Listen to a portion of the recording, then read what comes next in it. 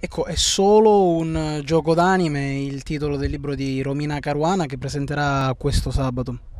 Sì, lo presenteremo a Villa Romana Hotel a Lido Azzurro, Porto Empedocle, sabato 27 agosto alle ore 20 e intanto vi aspettiamo. E il titolo è Solo un gioco di anime.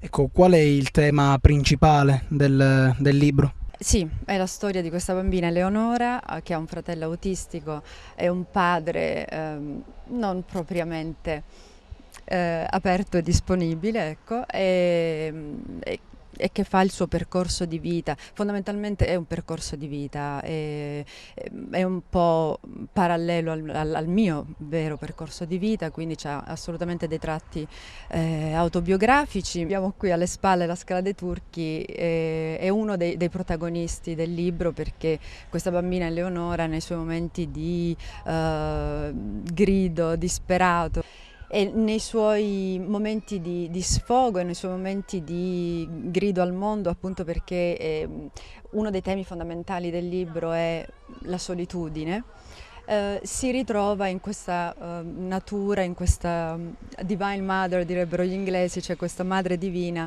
che è accogliente.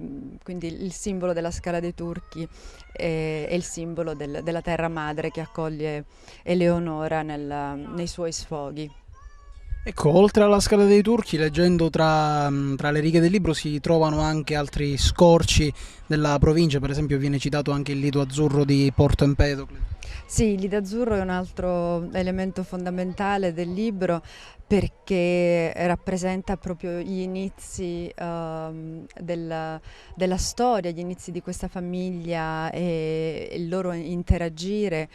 Eleonora nasce in casa come si faceva un tempo e come diciamo rappresenta, no, l'origine di ogni cosa, cioè questa mamma Letizia che partorisce Eleonora lo fa come lo si faceva in maniera primitiva, ancestrale, quindi con una forza che solo il femminile può dare.